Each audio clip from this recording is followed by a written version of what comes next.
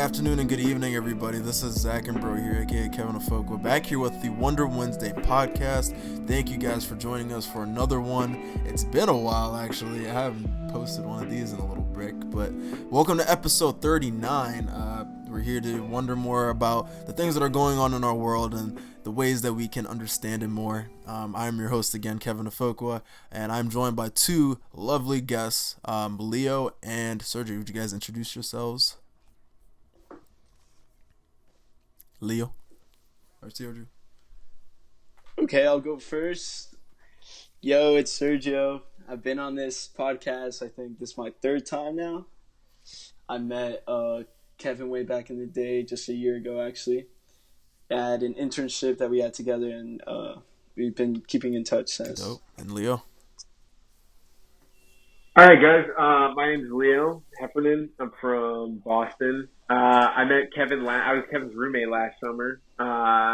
Good times. We worked at Johnson & Johnson together. But yeah, I'm kind of. I don't know how to describe. I'm good at talking about music, and I don't. You're not know gonna plug yourself, Mister? Yeah, I mean, I run a company called Colossus Music. It started as a blog. Now it's on to its next phase as a company. So we work with artists on marketing consulting, and we also run a blog called Colossus Music. You can look it up at colossusmusic.com. Dope. Sounds good. I like that. Yeah, so sick. All the socials. For sure, if you guys want to check them out, be sure to check them out via what they're saying out their mouth. But if you guys want to learn more about what they have, I'll be sure to provide that in the description of this podcast. If you're listening on Spotify, thank you again. Also, if you guys want to support this podcast, we do have listener support with Anchor. So if you guys want to give any type of monetary donation to help me out with a monthly subscription service, almost like to help support the podcast, on Anchor, they have both a $1 a month option, a $4.99 option, and a $9.99 option. So whatever you think is generous enough for you to help this podcast out, I would greatly appreciate it. And also, don't forget that this podcast comes in other forms. Sadly, not Apple Podcasts at the moment, but we have this podcast on Stitcher, Radio Public, Pocket Casts, Google Podcasts, Castbox, and Breaker. So moving on. Our first topic of discussion for today is, of course, music related, because music is a huge influence in all of our lives, and it definitely dictates the way we interact with people, the way we, introduce pop culture. There's different things that, we do on a daily basis. Even think about events and parties that you go to. Really, the music really sets the tone for everything. The atmosphere, the aroma, how you feel around other people. So the biggest thing is that we have a lot of young up-and-coming artists at the moment that are blowing up, and it seems like, they're just coming left and right, and they're just hitting up the billboards and having these crazy number of followers, and it's just a great upbringing. So the main person we're going to talk about right now is Lil Nas X, and we know Old Town Road has been blowing up for the last couple months. So what are you guys' thoughts on him as an individual? And also, there was actually a little bit of controversy, but we'll go a little more in depth after I hear you guys' opinion on him. Anybody can take the floor. Yeah, I can start. I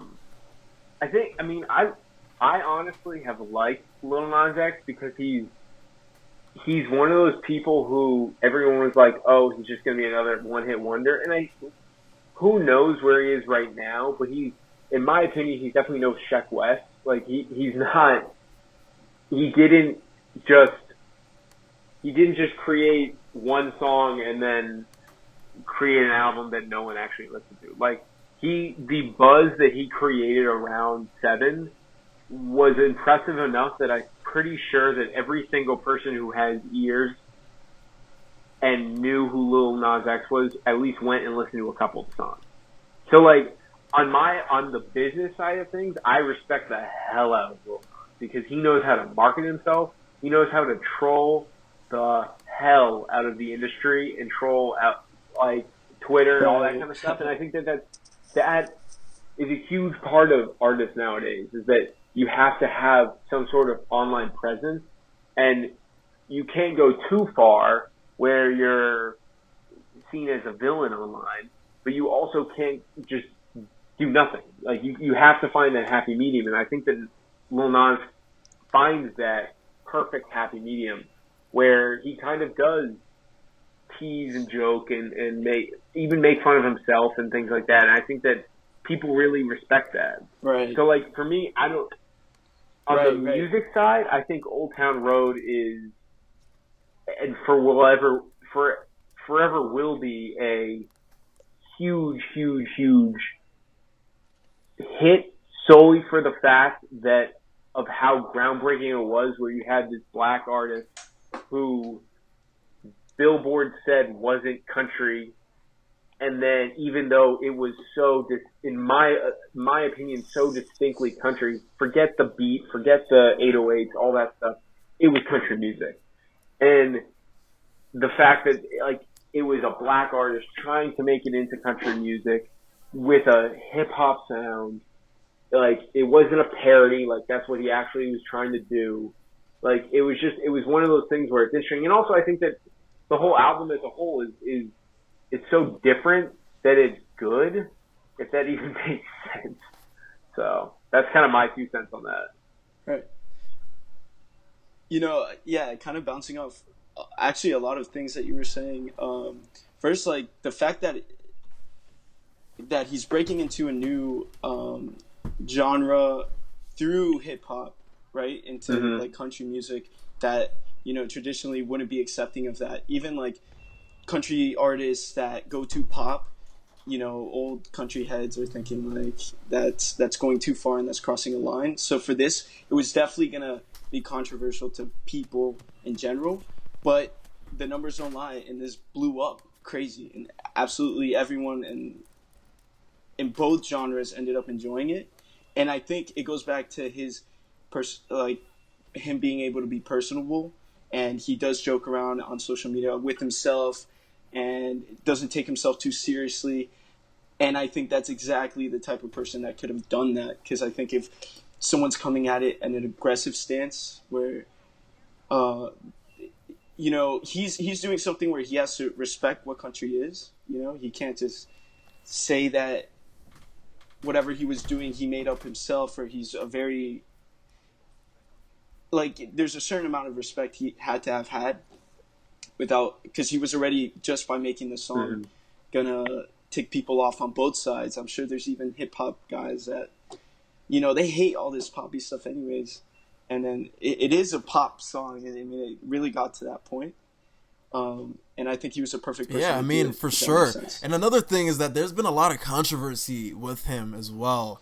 I don't know if you guys heard not a couple days ago, but actually I heard this yesterday, but a lot of people are saying that Lil Nas X is pretending to be straight. He's apparently gay. There's a lot of rumors being bounced around online. People are saying because he had a previous fan account that was a Nicki Minaj fan account, and he was going, like, you know, he was younger. I think he was about 16, 17 years old, and he was saying a lot of racist remarks towards like Islam people and how they're the people that cause violence upon the world, and that they're, you know, causing destruction and stuff like that. So, you know, my real question is, should tweets, and especially interactions online or things you've done previously, maybe especially if you're an up-and-coming artist that's really young, should those things come and bite you in the ass when you're, you know, up-and-coming, and that you're, you know, kind of rising to fame, and people are kind of bringing old tweets up, digging up all your past archives and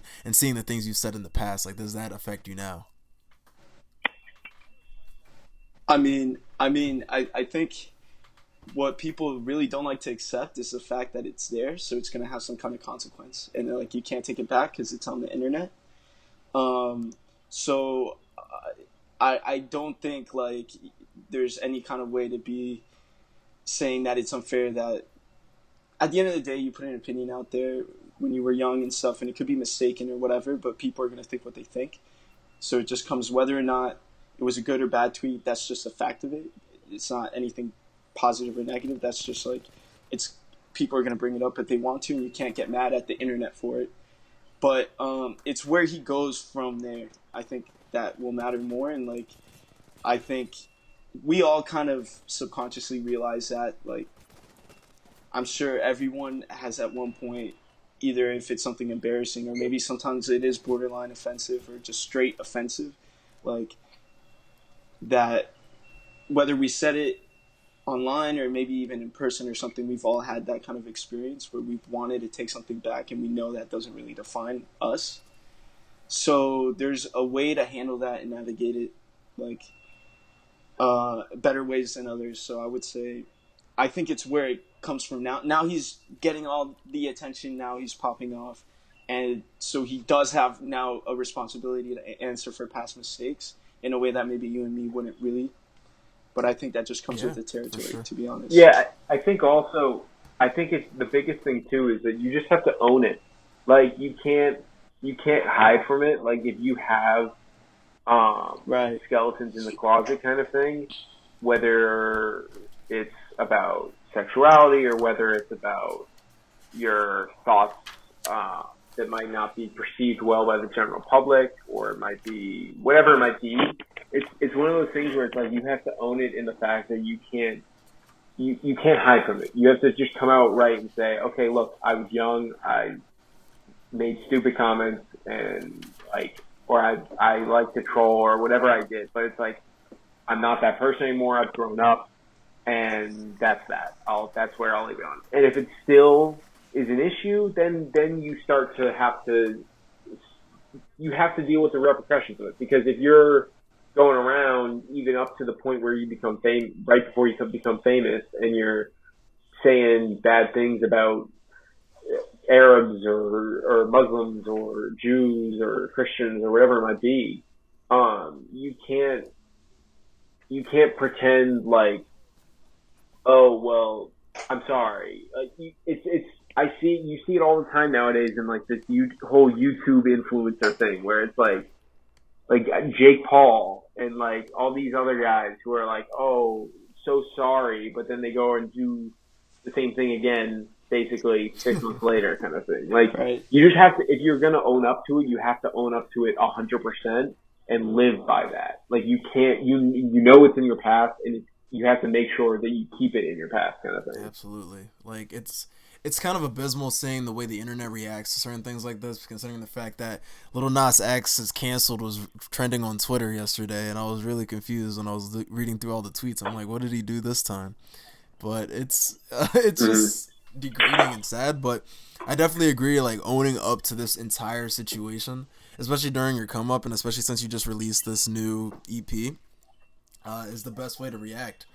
You don't want to let these haters, drag you down. Even like you can take this even further, I guess, with the Bella Thorne situation, how she kind of handled her little nudity thing. Did you guys hear about that? Right. Yeah, with her nudes got hacked, and then like she leaked them like she kind of exposed herself before the hacker could expose her. And I mean, it's a bold move. That's a good point. That's kind of like owning. But, no, actually. No, because you know what? My bad. Because actually, like, she was never. Exactly. Those were never meant to go out. So, like, it was forced her hand by it. So, I wouldn't relate it too much to, like, Lil Nas, because he voluntarily, without any kind of pressure on him, put those things out there. Whereas Bella Thorne, I think, just played it in a way that I think she thought was strategic or the best for her position. But exactly, I mean, it's crazy. It's really difficult. Sucks. I mean, those are two separate situations, but like, there's different ways of handling it. And I honestly think, Lil Nas X again continue to be kind of the frugal, playful person he is on the internet, and keep up the memes and be entertaining, because obviously that online presence is really important. We see that even with Cardi B as well. Yeah. But like, that's really just the main thing. I mean, what would you give the album or the EP, I should say? Have you guys both listened? Sergio, you listen? I haven't listened to the whole thing, to be honest, just songs here and there, but that's why we got Mr. Colossus out here. Yeah, you can find out my official opinion on 7 ET on Wednesday, June 26th. Funny enough, that's when this podcast is going on. Stay tuned. Oh, okay. Well, you can find out the same day as the podcast. same days you listen, and if you don't listen to it on Wednesday, then and you listen to it later, then go back and find it on colossusmusic.com. Plug. But I'm feeling a 7. All right.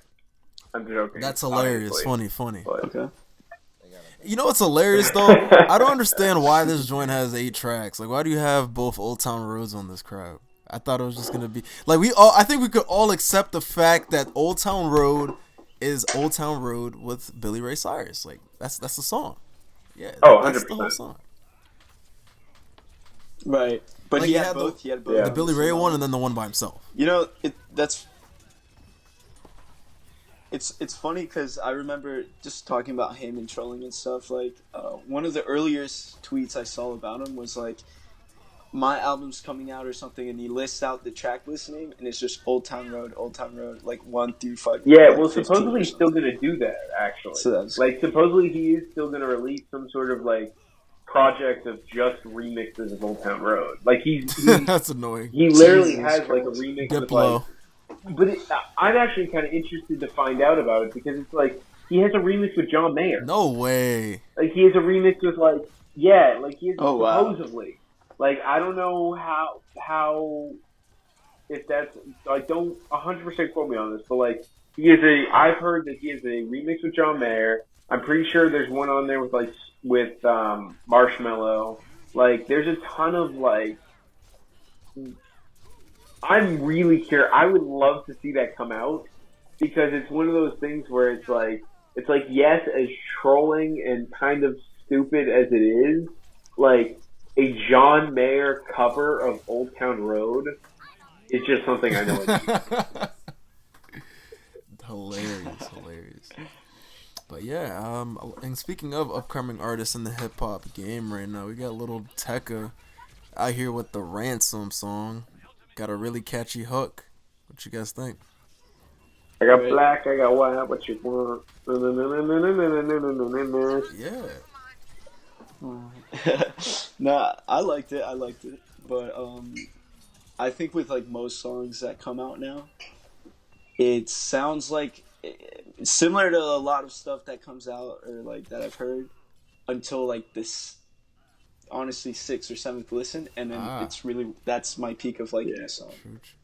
I mean, I can speak on this knowing the New York scene pretty well right now, and I think Lil Tech, I believe, is out of Queens, and it's just one of those things where that like New York goes in these very weird ways of sound, where if you think back to like 3-4 years ago when A Boogie was still considered like an underground artist and coming up, everyone coming out of New York at that time had that A Boogie like Nav kind of sound where it was like the not auto-tone per se, but like that kind of auto-tone-y rapping.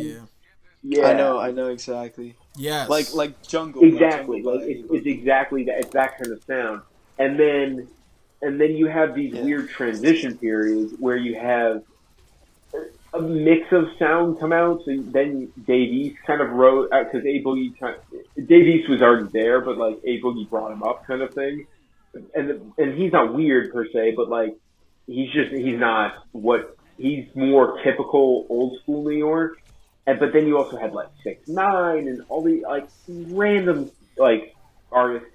But then now you're back in this cycle of everyone sounding the same because you have guys like Lil TJ, TJ Porter, G Herbo, Jay Critch, and Lil Tecca, and then I literally could go on and on like of just guys coming out of the New York scene like within the past year and a half who just sound the same. Like, and it's unfortunate because it's like a lot of these guys have a lot of talent. Like, I really like TJ Porter. I know for a fact that he will either get lost or never blow up on a national level and only be known fairly locally in the tri-state area because it's one of those things where it's like he sounds like everyone else. Like, you honestly, he's getting lost. You literally, if there's a song, I don't know. I know there's a song with the two of them featured on. I don't know if they've done a song together, but Lil TJ and TJ Porter are two different people. They sound nearly identical. Like you wouldn't really. It's hard to tell them apart.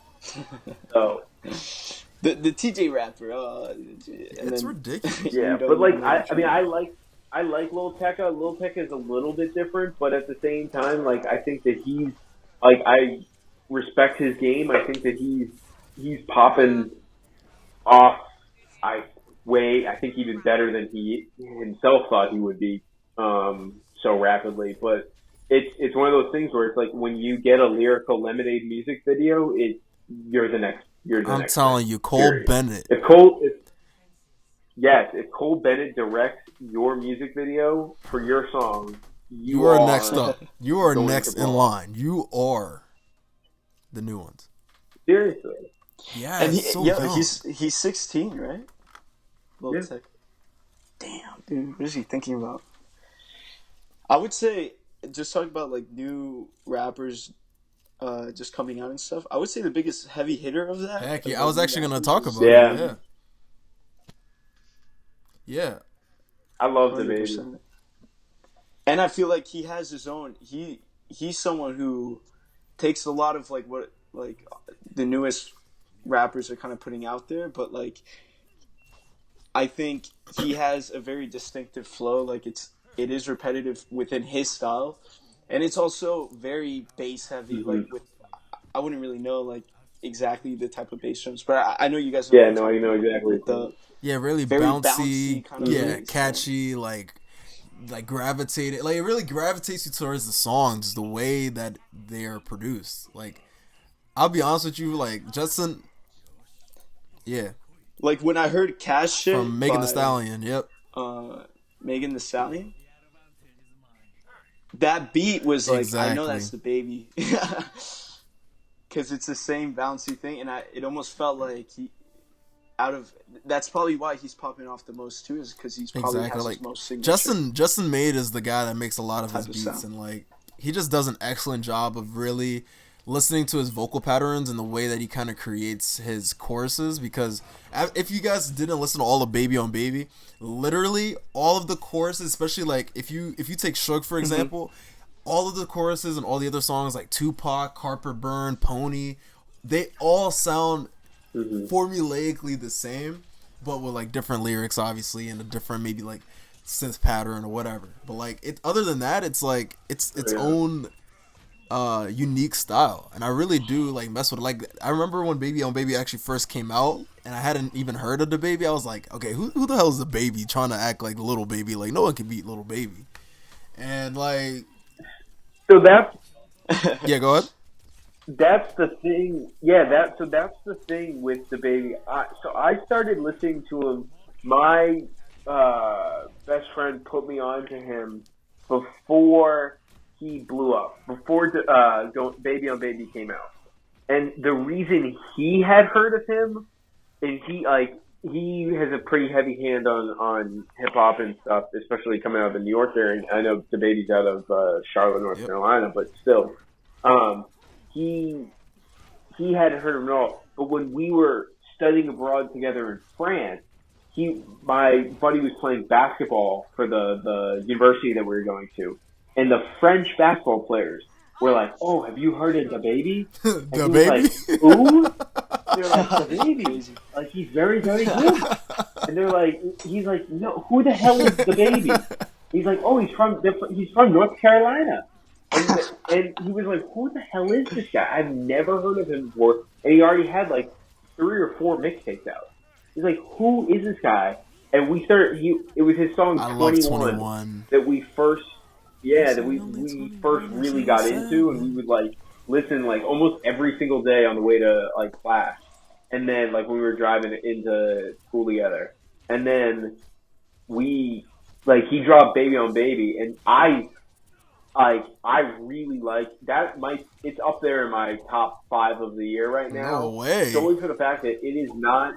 Yeah, because solely for the fact that it isn't like. You're not getting a lot of depth per se. Like you're not getting beats that you have to really like think about of like, oh, why did he choose this? how did they make it? Like all this, it's like it's so layered. Like it's not. The beats are, as you said, are very very simple. They're not repetitive per se, but like they're all very structured the same way. But the playability of that album, like it goes back to even like I compare it to like Post Malone's first album out, Stoney. Like the playability of the album all the way through. Oh yeah. Like you throw that album on at a party, the whole thing doesn't even matter if it's the deep cuts on that album. You throw that album on at a party, and it's like it's lit because the beats are crazy and the baby is phenomenal. Like he hypes you up in the song. Yes. Yeah, I mean, I even remember reading up on the baby because I really wanted to know more about his upbringing because again I think he's 26 if I remember correctly, and he's been rapping for a little while. Young. Yeah. So he's been around, he's been doing his thing, and he hadn't really caught traction until this year, of course. And the unique thing is that like I read, I think actually it was his Spotify description. He had performed at South by Southwest, and he was just one of those, outcast artists, kind of, coming up in the scene. And in Austin, Texas, this was in 2015. And, he got the opportunity to kind of be in stage and give out his lyricism and show people what his style was. And he was amongst, like, one of the most standout performers at South by Southwest that year. And a lot of people really liked his music and his style and his versatility, especially when it came to his lyrical abilities. Because again, like I will agree with Baby on Baby. There's a lot of really clever lyrics that you wouldn't really think about, or you have to think twice about if you listen really closely. And it's really interesting how he kind of transcends words and makes them make sense in a really interesting and intricate way as well. But he's definitely one of my favorite artists coming up right now. I'm happy for him. Again, besides the whole little Walmart situation that he had, I know you guys heard about that possibly, but Wait, what Walmart? I only heard when he beat that. Did you see the music video to Carly Burr? So funny. Oh my gosh. Yeah. Yeah, I think I saw something like that, like a little Twitter. Yeah, but I also saw he really plays the persona of like the baby, like wearing the baby right diapers and walking around in public and just being himself. And another thing is that he's very braggadocious as well, and he's not afraid to do it, which I find is pretty witty, but at the same time, cool. Yeah. I was gonna say like I think. Where he might not be like I don't know if we consider him like a really lyrical like rapper as much as it's more just like addicted, but like where he lacks there, the reason why he can still do it and he's really at the top right now is because of the persona he puts on, because everything is so much more direct and he says things in very particular ways, and it's always I'm the best, but at the same time, you're right. He doesn't take himself all the way too seriously, where it's like it's just someone I can't even relate to because I'm not, crazy.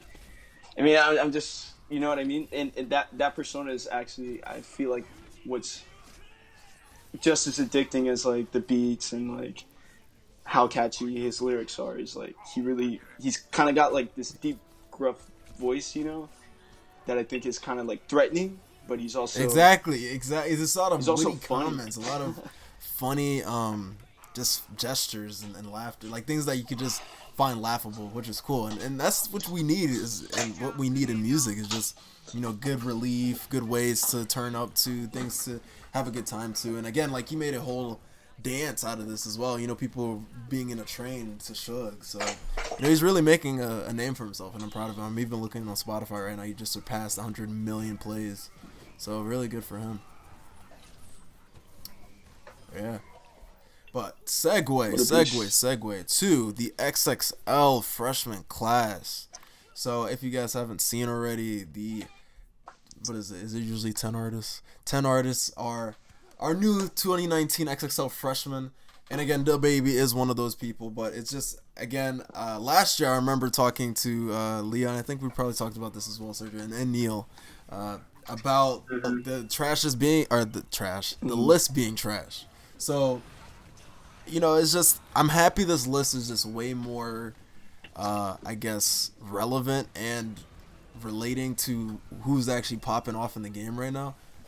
And yeah, and it really just Actually, shows like yeah, I again the would say young so. talent slash the people that are actually making a difference in the music industry for hip hop. Because last year, all I saw was a bunch of mumble rappers, Little Pump, Trippie Redd, literally JID was like the only notable person like Leo and I were talking about earlier, and it's still apparent to this day.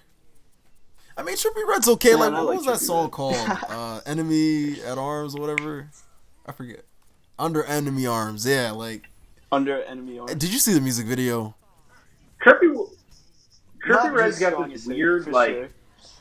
following though, where Demonic. well he's He's weird. weird. It's a very Like he's niche. got a Yeah. very weird niche following where it's like he's not popular on a high level. He's got a couple of songs that blow up. Like, I mean, no one likes it, but I love the song Oh, Topanga. I love Topanga as well. Majority of the song is not even him rapping. It's it's yeah, just a I'd beat. love to. But I honestly, like, it's just one of those things where it's like I'm looking at the list from last year, and the names that actually I know of who have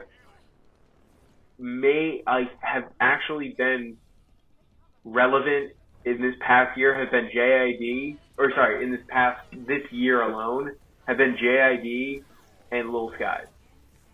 Absolutely. Smoke Perp here and there. Ski Mask Assault God, not really. Lil Pump's falling off. YB and Namir, I barely know who Corday that is so Lockwood much JD. more relevant. You don't know But how Lil Pump happy had a I am big that he year. made it on the list. Like, Oh yeah, yeah, that's so true. and that's the crazy thing is that YB and Corday has only 4 or so songs out, 5 songs out, but it's he's just he's just a better voice. And like that's as weird as that sounds, it's like at the end of the day, a lot of what rap is as you can be the best lyricist, you can be the fastest, you can be the flowiest, but like if people don't like your voice, then people are not gonna listen. Like YB and Corday's voice is just good. exactly. Like it's different and it's got a little bit of like a speech impediment kind of thing, but it sounds good. Like, Yeah, a but it just sounds good. And absolutely. I think Out of the YBN he's group, the most talented. rank them 1, 2, 3. Out of Corday, them. Namir, Almighty. For J. sure. Easy. But speaking Those- of really good voices, Roddy Ricch, man. Gotta love those hums. I love that. I love like most of his songs that have been like really popping off.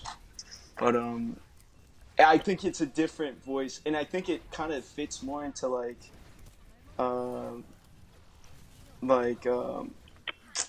what's his name? Oh, Never Broke Again NBA was Young his Boy, first. yeah. Yeah, for sure. NBA YoungBoy, yeah. Where, cause you know what I mean, and it's like I don't know, it's like a very street but kind of singing. Yeah. Flows, like you kind of hit flows. Yeah, no, I know exactly what you mean. I think honestly, on this list, I think the best, in my opinion, the person who I think is gonna have the most success is definitely DaBaby. I just think he has such stage presence, he has such a talent that like as we were talking about. I think who the best person purely as a rapper on this list is Garawak. Garawak? Yes, Yeah. I really like that song. She's out of Unemployed. Philly. Okay. Yes, Unemployed. But more importantly, if you haven't looked it up yet, or if you haven't listened to it yet, you have to check out. What is it called? It's like Whack. I'm looking it up now. You have to check out her album that Whack came out World. last year, Whack World. It is 15 songs in 15 minutes. They're each exactly 1 minute long, and it's just so different. Like I've listened to it in order, and it's one of those things where it's like she's just so lyrically talented that it's like the next person. I would say she's almost to the lyricism level of like, and this is coming from my own personal opinion. My who's rapping right now, who's one of the best lyricists, who's a female rapper, is No Name. Oof. No Name is Love No Name. phenomenal, and I think that Tierra Whack is very, very close, if not at level with her. And I think a joint, like a collaborative album, or even just a feature on a song would be incredible between those two. Absolutely. Yeah, she is definitely one of the most unique artists on that list. I'm not gonna lie to you. I had to check her out after because I think I have listened to parts of Whack World here and there, probably on my release radar / daily mix or whatever from Spotify. But yeah, she's definitely one of the more different, and I love just like, I don't know, it's just Unemployed, because I watched the music video for it too, like the grimy lyrics, the interesting dynamic that was happening with the potatoes and the music video. Like it kind of tells a really it's really like good. unique but wacky, funny enough type of story, you know. And she's just, again, she's herself, and she's really transparent, and she knows she goes hard, and she's really confident.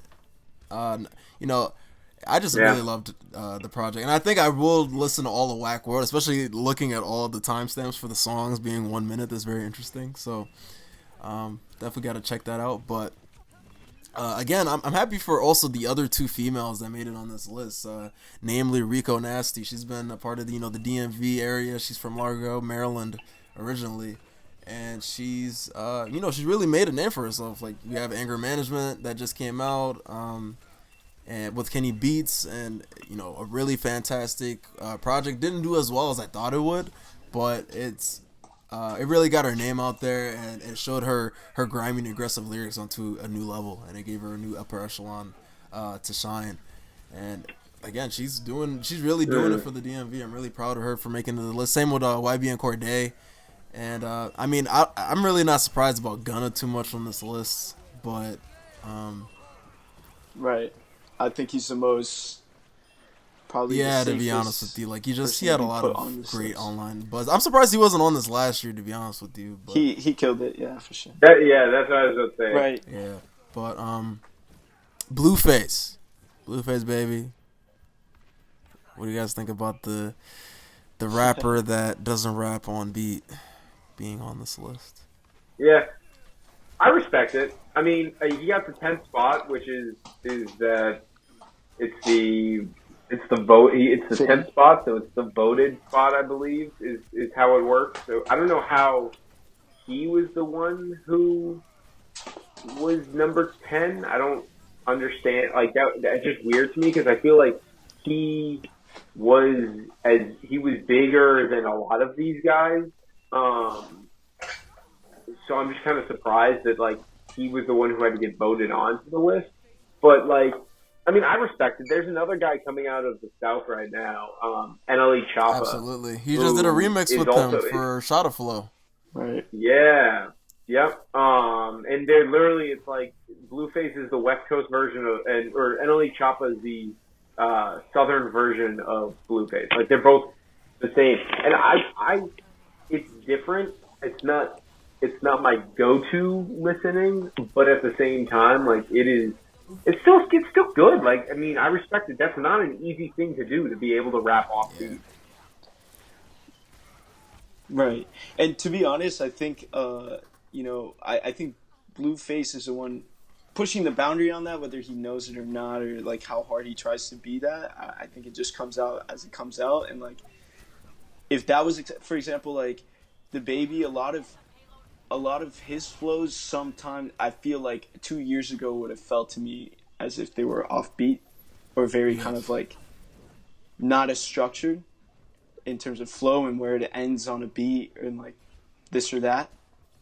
And I think it only, like, being Blueface already accepted, the Baby was just like a more refined version of like, hitting all of these offbeat kind of like lyrics.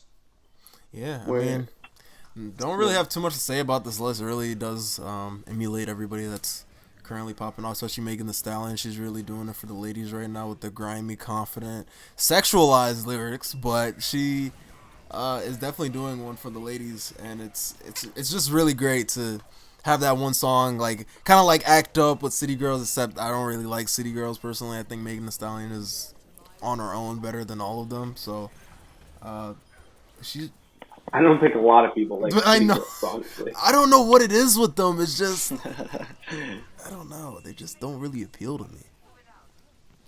Like, would you comparing Megan Thee Stallion to City Girls? Like, who do you think is better?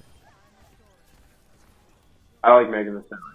I'll listen to Megan Megan Thee Thee Stallion Stallion. before I listen to the City Exactly. Girls. Like she's just more again versatile. She really knows how to play with words. I forgot what it was. It was one of her remixes. I think it was the Stali freestyle, something like that.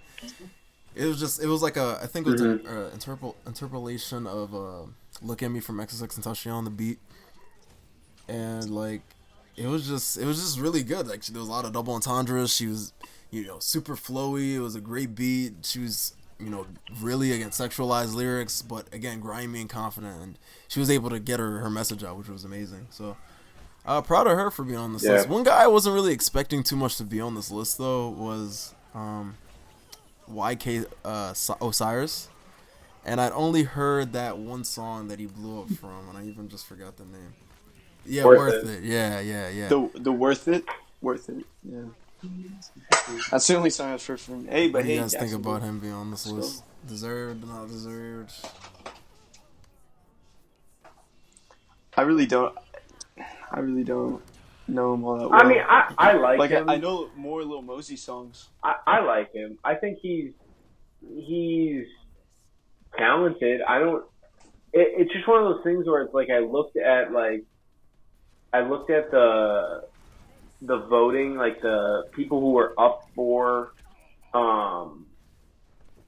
potentially like runner-up spots. Fine, like yeah, like all the runner-up spots, and like there was a lot of people who I've never heard of who I felt like didn't really even need to be mentioned, but like there was a lot of people where it's like they've been dropping albums, they've been doing stuff, and it's like YK Osiris, like as good as I think he is, like he doesn't have a lot out there. Like he doesn't have a full project out, and like I understand like YBN Cordae doesn't have a full project out either, but he's already part of the YBN movement, so like he has that backing him.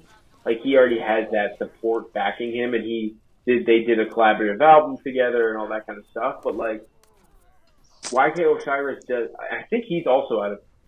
No, he's out of Jacksonville, I believe. Yeah, he is. Yep.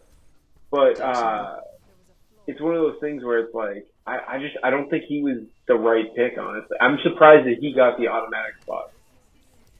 Yeah, he's definitely an interesting fellow. I mean, he's a young kid for sure. Coming up. Oh yeah, he's super young. The list is acceptable. So that's all I really have to say about it. Again, happy for Little Mosey as well. I really liked Notice. I really liked Kamikaze. Those are some of my favorite songs from him.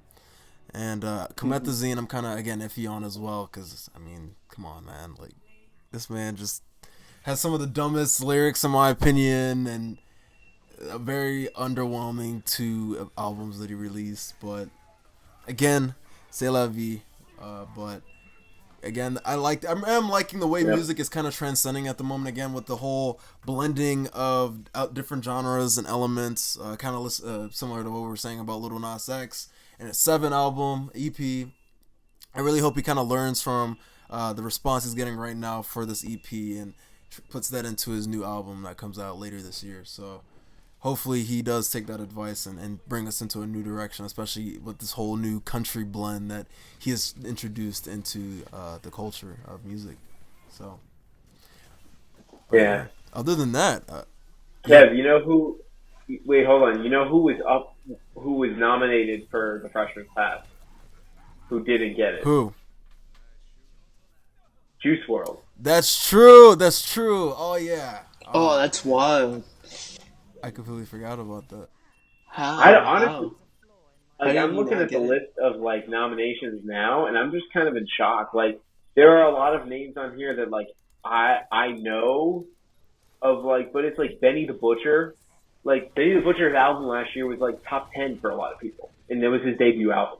Wow. Like, I'm trying to think of some, like, there's like the guy Rod Wave, who I'm a big fan of, who's out of the Tampa area, who's out of St. Petersburg, Florida, the Tampa area. And then there's like, who else? Oh, is Young on Bands, here? Young Nudie. Quando Rondo, who's blown up. Yep. Partisan Fontaine, who blew up after that song with Cardi B. He's Cardi B's like one of Cardi B's writers. Like, there's Flip De Niro. Like, there's a ton of guys on here who could have. Danny Lay, who's blowing up. Like, there's a lot of guys on here. Boogie, who also, like, his album came out early this year, and his album is definitely up there in my top, I would say top 10 right now. I don't know if it's up in top 5 yet, but it's definitely moving up quickly because I've listened to it like 4 times in the last 2 weeks because it's that good. So there's a lot of guys on that list a lot of guys and a couple girls on that list who should have taken a couple other looks, honestly, but oh well. I think Juice WRLD is actually, that's kind of ridiculous because he's like Juice WRLD, in my opinion, that's the biggest miss of the list. But other than that, at the end of the day, I think that list is pretty solid. Just to wrap things up. I'm sure there's always politics behind this too, between like in the industry and stuff of like who gets it and like. Yeah, I mean, XXL it's all business at this point. Like, I mean, that's the thing about these artists as well. I feel like a lot of these artists that are on this list are even signed or are going to be signed very soon because, I mean, they're just the hottest ones. They're the next up. They're the people that are kind of representing what the game is. A lot of them are, too. Say what? Like Danny Lay, the girl Danny Lay, I went to her show. One of my buddies worked for Def Jam, and he brought me to. They had Def Jam was putting on a show with her and a couple of other smaller artists that they had just signed, and he brought me to it. And she's popping. She's good. She's not really hip hop though. I would say she is hip hop, but she's definitely a little bit more R&B, like that Latina R&B kind of sound. But I actually really like her opener. Nimic Revenue was her name, and she is phenomenal. Like the energy that this woman brought on stage with her, and just like she's kind of got this weird voice where it's like this really high pitched sound. But like she can rap. Like she's good. Like she's very good. It's funny because I actually saw Danny Lay too because she opened up for Trippie Redd and Trippie Redd played like a free concert at FSU this last semester. And I didn't even know who she was. And then like she's also like based out of Florida I'm pretty sure she lived in Orlando like a long time. So she kind of like wrapped them out. But she was really good. Like I remember, and then I looked her up and I think it was Lil Baby made a remix with her one song, like probably your biggest hit. Yeah, it was Little Baby. The name of the song. Is that the song? Yeah. Yeah, it was pretty good. Yeah. That was a good song. But definitely, I mean, I love the way music is going. I'm happy again that you guys also joined me on this podcast again. Thank you guys for coming on and talking about some music, what's going on right now. Hope you guys go check out all these artists that we were talking about. Before we close out, though, is there anybody in particular, small artists, especially coming from you, Leo, that you want to shout out really quickly that people should check out at the moment? Yeah, so there's two. One who's a little bit more potentially well-known, and one who I know is not. The one who's more well-known, who I highly, highly, highly recommend, I've been saying this for almost an entire year now, is Mir Fontaine. He's out of Camden, New Jersey, and he's just good, like, period. I don't know how he hasn't blown up more. I think a big part of it is because he's from Jersey, but he's not from Philly, even though he's close to Philly, but he's also too far away from New York, so I don't think he has as good of access to those scenes. But he is phenomenal. Like, he's a great talent. He just released a new album. Highly recommend checking it out. And then the other guy who I want to, there's actually two guys who I'll shout out. Two who I've been working with lately with Colossus. One who's out of Boston, Diddy Bad. He goes by BAD Bad.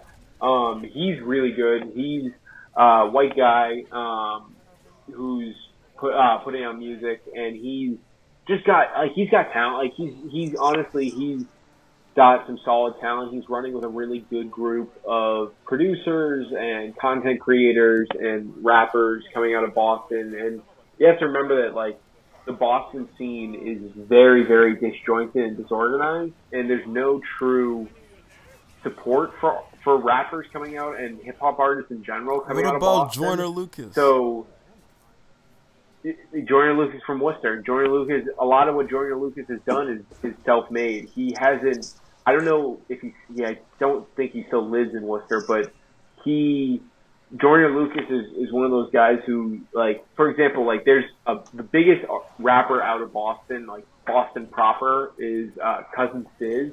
And Cousin Stiz got out of Boston pretty quickly. Like, after he dropped his first album or two, he moved to LA because there was just, as much as there was support for him, there was no musical support for him. So, yeah, kind of circling back, definitely check out BAD. He's coming out of Boston. Really, really solid. Just put out his new music video for a song called Down Bad. Not the same as the Dreamville Crew. And then, just poor timing there. Down bad. But, and then the other artist that I actually have been working closely with is out of Chicago. It's this kid, Marzo XYX. He's a little bit of I wouldn't say sad boy rap, but it's kind of got that, like, lo-fi sound to it. But he's very, very good. I'm working with him right now on some things coming in the future. He's got an album coming out soon, so stay tuned with that. But he's got a couple songs out on Spotify and a couple more actually on Apple Music, if you're an Apple Music user. So definitely check him out. His song "Fleeting Grief" is hands down his best song out on stream right now. And then he's got a project out on SoundCloud, a mixtape called I believe it's let me look it up real quick. But he's gotten coverage from Lyrical Lemonade and stuff. So he's definitely something to watch for the future. Now is a question of what I'm working with him on is his marketing and figuring out how he can kind of start doing things to get attention. So, but yeah, those are kind of my three to check out. His album that got his EP/mixtape thing that got coverage by Lyrical Lemonade is called Corrupt Marzo. Corrupt spelled with a K. So definitely check him out. Definitely check out BAD, and then definitely check out Mir Fontaine. Yo, got anybody as well? Sergio, before we close out. No, to be honest, I need to get more into the underground scene. And, like, for anyone that small, like, you know, just that up and coming, I don't really can speak too much. But right, exactly. That's why I took notes while we were talking. I got new artists to check out. But yeah, quickly for me, so I've been listening to a lot of Gold Link recently, only because one, I met him like about 6 months ago on New Year's Day. But besides that, he did release a new album called Diaspora, and I really do enjoy it. It's a really nice blend of different cultural rhythmic patterns and instrumentals that I really like in there. And there's some heavy emphasis in certain songs about his relationship with Justine Skye. And so they, you know, it really does kind of show who he is as a person more. And he has a good list of features as well that are really unique and different that I haven't really seen before. So check that out. We also have another guy that I've been listening to for about 2 years now. His name is Little Booty Call. I know it's crazy what the hell his name is. but he's legitimately like a pretty dope, interesting rapper. Like he has a funky little hairstyle on his album. It's called Jesus Said Run It Back. It's actually not even an album, it's a mixtape. And he has features from Kuko, Quest, who's actually affiliated with Kuko, Juicy J, and Gold Link, of course. And it's funny enough that one of my favorite songs out of this is called Prescriptions, but with Gold Link in it. And it's just something about the eerie synth line, 808s in the background that is really, really mystifying to me, and it really gives me some type of reminiscence to certain things in my life. I don't know why, but music of course makes everybody feel different, so definitely check that out. I really did enjoy that project a lot. There's a couple of spotty songs, like there's a song called 666 in here. Of course I'm not really too much in agreement of that, but again, it's an interesting thing, and I think you guys should check it out. And lastly, there is another guy coming up at the moment. His name is Little Keed, and he's coming out of, I completely forget where the heck he's coming out of. But he just released this album called Long Live Mexico. Mexico, I think, is one of his friends that passed away. And man, where is he coming out of? I think, isn't he from the same place he's Young Thug's from? I forget. Atlanta. He's an Atlanta artist, and it's funny enough that he's the older. I was gonna say that what's it called? Young Thug is from Atlanta. You said what? Yeah. Young Thug is from Atlanta. I just showed. He's coming up right now at the moment because of all the tremendous features he's having with a lot of different artists, like the song "Pull Up" with YNW Melly and Little Uzi Vert, and Roddy Ricch is on here, Gunna, Thug, of course, Nav. So somebody definitely to look out for, and I really am enjoying the songs that he has.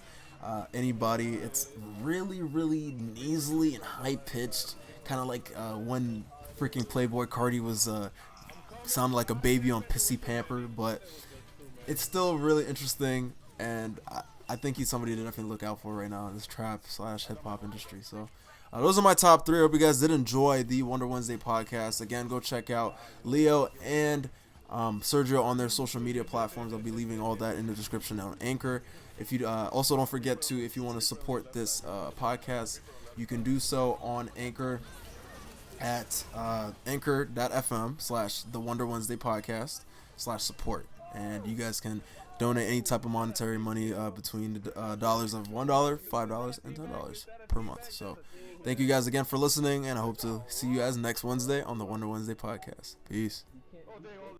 They all laughed at me. Those motherfuckers actually go on. To be honest, they weren't gonna survive that shit. They weren't gonna survive that shit. Look at that shit. They weren't going to survive that was going the fuck off. They weren't going to survive that, dude. Oh, what?